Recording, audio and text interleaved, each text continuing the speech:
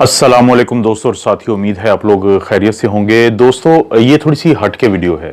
आप लोगों ने थंबनेल से पढ़ लिया होगा कि इसका टाइटल है कि वो कौन से लोग हैं कि जिनको फ़िलहाल वैक्सीन लगवाने की ज़रूरत नहीं है। पहले तो आप दोस्तों को मैं ये वाज़ह कर दूं कि एक वाहिद वजह ये वीडियो बनाने की ये है कि इस पेंडेमिक से अगर हम निकलेंगे इंशाल्लाह, तो हम लोग अपनी ही हिम्मत और अपनी ही कोशिशों से निकलेंगे।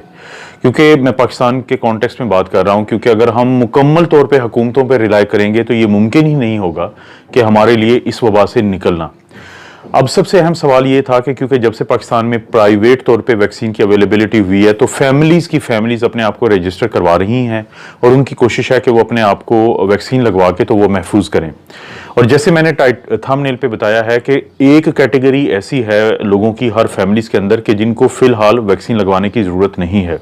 और उसका ताल्लुक इस चीज़ से बनता है कि आपको पता है कि दुनिया में वैक्सीन पासपोर्ट की बात हो रही थी कि पूरी दुनिया में कुछ मुल्क जो हैं वो किसी भी वक्त एक ऐसे पासपोर्ट का इजरा करेंगे जो उन लोगों पे के लिए होगा कि जिनको वैक्सीन लगी हुई है। लेकिन एक बड़ी इंटेंस किस्म की, एक बड़ी सख्त किस्म की डिबेट चल पड़ी है दुनिया में। वो ये कहते हैं कि आप इसको वैक्सीन पासपोर्ट मत कहें, आप इसको इम्यूनिटी पासपोर्ट कहें। और इसकी वजाहत ऐसे की गई है कि उनका ये कहना है कि वो तमाम लोग जो कि नेचुरल जो इन्फेक्शन होती है, नेचुरल कि जो कोरोना की उससे जो वो सेहतयाब हुए हैं, रिकवर हुए हैं, उनके अंदर जो एंटीबॉडीज़ हैं वो एग्जैक्टली ऐसे ही हैं जैसी कि वैक्सीन लगने की वजह से लोगों में एंटीबॉडीज़ बनेंगी। और यही वो एंटीबॉडीज हैं जो लोगों को कोरोना से बचाती हैं। तो उनका ये कहना है तो कि दो सवाल उठे हैं वहां पे। पहली बात तो ये है कि क्यों ना इस पासपोर्ट को या एक ऐसा डॉक्यूमेंट जिसकी बुनियाद पे मुख्तलिफ लोग ना सिर्फ ये कि पूरी दुनिया में ट्रैवल करेंगे, बल्कि अपने मुल्कों में होने वाले मुख्तलिफ किस्म के जो इवेंट्स हैं, गैदरिंग्स हैं, लोगों का इकट्ठा होना है या समाजी तकरीबात है, तो उसमें जब वो जाएंगे तो बाज़ का जैसे आपको कोई भी अपना एक कार्ड दिखाना होता है, तो लोग एक ऐसा कार्ड दिखाएंगे जिसपे दो चीजें दर्ज होंगी कि या तो आप वैक्सीनेटेड हैं या आप वैक्सीन के बगैर आपके अंदर एंटीबॉडीज पॉजिटिव है और आप इम्यून हैं कोरोना वायरस से। तो ये है वो बहस। और दूसरा जो सवाल पूछा जा रहा है पूरी दुनिया में, उसके बाद मैं वापस आता हूं पाकिस्तान के कि किन लोगों को जरूरत नहीं है फिलहाल वैक्सीन लगवाने की फैमिलीज के अंदर। दूसरा सवाल ये पूछा जा रहा है कि वो कौन सी बीमारी है कि जिसमें इंसान के अंदर एंटीबॉडीज बनी हुई हो पहले से और आप फिर भी उसको वैक्सीन लगाएं। क्योंकि अक्सर ऐसे होता है, जैसे मैं आपको एक मिसाल देता हूं कि हम टेटनस की किसी को वैक्सीन लगाते हैं और जब किसी को चोट लगती है तो सबसे पहले हम पूछते हैं कि आपको टेटनस की वैक्सीन लगी हुई है। तो जब वो कहते हैं जी हमें लगी हुई है, क्योंकि टेटनस का ये होता है कि जो बूस्टर होता है हर 10 साल के बाद जरूरत होती है। और कोई अगर बताता है कि उसको कुछ अर्सा पहले, कुछ साल पहले टेटनस की वैक्सीन लगी थी या बूस्टर लगा था, तो हम ये समझते हैं कि इसके अंदर एंटीबॉडीज होंगी, तो हम उसको कोई और इलाज नहीं करते सिवाय इसके कि जो जख्म का इलाज होता है। लेकिन फर्ज करें कि कोई हमें बताए कि उसको टेटनस की या तो वैक्सीन नहीं लगी हुई या बूस्टर को 10 साल से जायद हो गया है, तो हम टेटनस की एंटीबॉडीज उसको लगाते हैं। हम इम्यूनोग्लोबुलिन्स जो होते हैं वो लगाते हैं, ना सिर्फ ये कुछ लोकल एरिया पे बल्कि उसको इंट्रामस्कुलर भी। मकसद क्या होता है कि या तो एंटीबॉडीज पहले बनी होंगी या फिर एंटीबॉडीज बाद में हम लगाएंगे, क्योंकि एंटीबॉडीज उस वायरस के खिलाफ बचाएंगी। अब इसी तरह से बहुत सारे लोग हमें आके पूछते हैं जी हमें कंफर्म नहीं है कि हमने हेपेटाइटिस बी की जो वैक्सीनेशन करवाई थी वो हमें कंप्लीट हुई थी या नहीं हुई थी, तो आप हमें बताएं कि हमने और इंजेक्शन लगवाना है कि नहीं। तो हम उन्हें ये कहते हैं कि आप अपना एंटीबॉडी का लेवल चेक करवाएं हेपेटाइटिस बी का, और अगर वो पॉजिटिव है तो आपको जरूरत नहीं है वैक्सीन की। तो पूरी दुनिया के जो डॉक्टर्स हैं, जो साइंटिस्ट हैं, वो अभी ये सवाल उठाना शुरू हो चुके हैं कि अगर ये बात साबित हो रही है कि 11 महीने, 12 महीने या साल के करीब जो है ये एंटीबॉडीज अभी तक मौजूद हैं लोगों में, एंटीबॉडीज का मौजूद होना ये बताता है कि उनके अंदर इम्यूनिटी है सार्स कोवी के 2, यानी वो वायरस जो कि कोरोना करता है। तो इन लोगों को क्या जरूरत है फौरी तौर पर वैक्सीन लगाने की, खासतौर पर। और उसके बाद भी अगर इनमें फर्ज करते हैं कि ये 2 साल के बाद भी एंटीबॉडीज रहती हैं, तो क्या इनमें किसी भी तरह जरूरत होगी कि वैक्सीन लगाई जाए। तो अब इस चीज को मैं जोड़ता हूं पाकिस्तान के इन हालात के साथ कि जब पाकिस्तान में प्राइवेटली वैक्सीन आ चुकी हैं और अभी पिछले दिनों ये प्रॉब्लम हुआ है कि जब फैमिलीज ने अपने आप को रजिस्टर करवाया है, तो जो वैक्सीन के बैचेस पाकिस्तान पहुंचे थे जो अभी तक, तो वो ना सिर्फ ये कि या तो यूज हो चुके हैं या वो रजिस्टर्ड हो चुके हैं। तो दोस्तों, आप एक बात जहन में रखें, अगर आपके पास पैसे हैं, अगर आपकी अफोर्डेबिलिटी है, जाहिर है कि जो एक रशिया की वैक्सीन का पूरा यानी कि 2 डोजेस का है वो तकरीबन 8,000 ये 12,250 के करीब है। और इसी तरह जो कैंसाइनो, जब ये प्राइवेटली आएगी तो इसकी कीमत भी 4-4.5 हज़ार से ज्यादा होगी। अगर आप लोग ये अफोर्ड कर सकते हैं तो आप 2000-2500 का जो एंटीबॉडी का टेस्ट है वो जरूर करवा लें अपनी फैमिली के मेंबर्स का। तो जिनका एंटीबॉडी का टेस्ट पॉजिटिव आता है तो उनको आप फिलहाल वैक्सीन मत लगवाएं, उनको फिलहाल वैक्सीन लगवाने की जरूरत नहीं है। लेकिन वो लोग जिनका एंटीबॉडी का जो टेस्ट है वो नेगेटिव है, वो आप जो है उनको वैक्सीन जरूर लगवा लें। इससे आपको दो फायदे होंगे। एक फायदा तो ये होगा कि आपके ऊपर जो इतना बड़ा बर्डन आएगा वैक्सीन्स को खरीदने की शक्ल में, उसको आपको जरूरत नहीं है।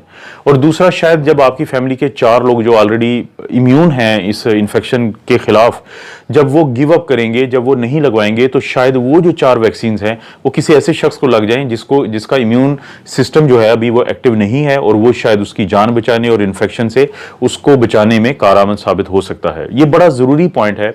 और इस पॉइंट का ना सिर्फ ये कि कल जो मैं ज़ाहिर स्टडी भी करता रहता हूँ और देखता रहता हूँ कि दुनिया में जो भी रिसर्च हो रही है उससे ताल्लुक है, बल्कि सुबह जब आज मैं उठाऊं तो मुझे काफ़ी मैसेजेस थे जो एंटीबॉडी से मुतालिक थे। मैं आपसे 2-4 बातें वो शेयर करता हूं। जैसे एक खातून है, उन्होंने मेहरबानी की मुझे मैसेज भेजा। उन्होंने बताया कि उनको जो सेकंड डोज के तकरीबन 14 दिन के बाद उन्होंने जो अपना एंटीबॉडी का टेस्ट करवाया वो काफ़ी स्ट्रांगली पॉजिटिव, वो तकरीबन 700 से ज़ायद हैं एंटीबॉडीज़। पहले भी मैं बार बार जिक्र कर चुका हूँ कि जो ख़वातीन का इम्यून सिस्टम है वो बहुत ज़्यादा मजबूत होता है मर्दों की निस्बत।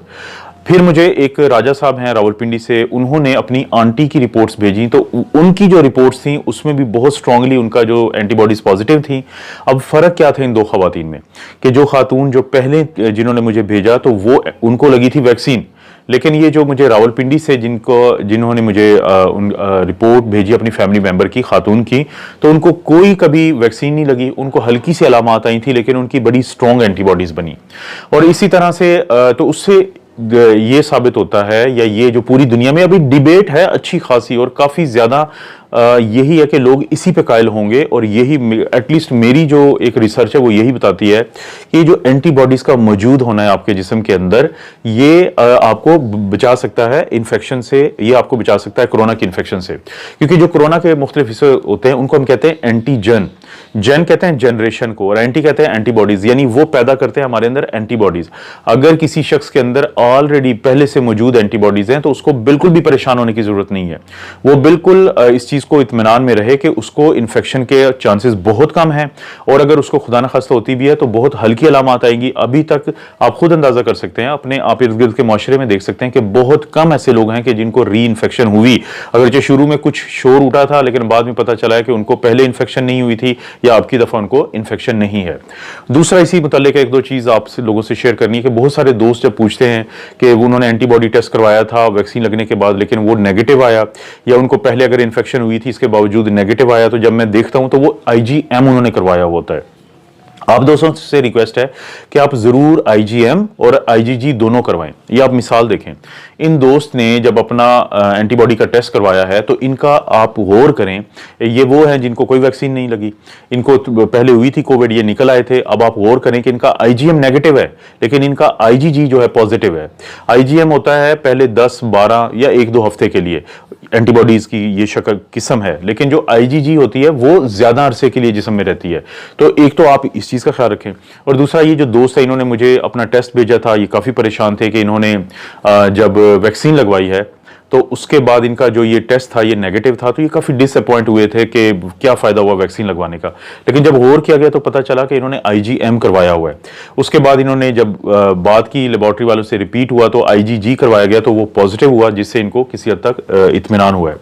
तो इस वीडियो का मकसद आप दोस्तों से सिर्फ ये बताना है कि आप लोगों की फैमिलीज में अगर 10-12 लोग हैं और आप एफ्लुएंट हैं, अल्लाह ने आपको पैसे दिए हैं और आप अफोर्ड कर सकते हैं, तो आप ज़रूर ये स्ट्रेटजी अपनाएं कि अपना पहले एंटीबॉडीज़ चेक करवा लें, और अगर जिनकी पॉजिटिव आती है उनको फ़िलहाल आप मत लगाएं, और जिनकी नेगेटिव आती है उनको आप इस फेज़ में लगा लें, और अगर ज़रूरत हुई बाद में जब ज़ाहिर है वैक्सीन बहुत ज़्यादा भी अवेलेबल होंगी, लेकिन ये पहले आप इत्मीनान रखें। ये मैं आपको अश्योर कर रहा हूँ कि इंशाल्लाह जिन लोगों की एंटीबॉडीज़ पॉजिटिव होंगी उनमें चांसेस ना होने के बराबर होंगे कि अगर कोरोना से उनका सामना भी होता है तो उनको इन्फेक्शन नहीं होगी। पहले मुझे ये था कि सिर्फ वो लोग एंटीबॉडीज अपनी चेक करवाएं कि जिनको पहले कोविड हो चुका है, लेकिन क्योंकि बहुत सारे वो लोग हैं पाकिस्तान की जो 60% या 50% से जो जायद आबादी है वो यंग लोगों पे मुश्तमिल है, और ये वो लोग थे कि जिनकी मेजॉरिटी एसिम्टोमेटिक थी, कि जिनको अलामात भी नहीं आई और वो इससे निकल भी आए। जब उनके एंटीबॉडीज टेस्ट आप चेक करवाएंगे तो चांसेस यही हैं कि वो आपको पॉजिटिव मिलेंगे, और जितने ज़्यादा आपके माशरे में पॉजिटिव आएंगे एंटीबॉडी के टेस्ट, उतनी ज़्यादा चांसेस हैं कि हम जल्दी इस पैंडेमिक से निकल आएंगे। क्योंकि हुकूमत की तरफ से आप लोगों को बड़ा ख़ास पैगाम है कि जागते रहना, साडे ते ना रहना। ये हमने मिलके, तमाम लोगों ने हमने मिलके खुद ही इस पैंडेमिक से इंशाल्लाह निकलना है और हौसले और हिम्मत से निकलना है। दोस्तों, आप अपना और अपनी फैमिली का ख्याल रखें। अल्लाह ताला आपको और आपकी फैमिली को हर किस्म की बुराई, बीमारी और आजमाइश से महफूज रखे।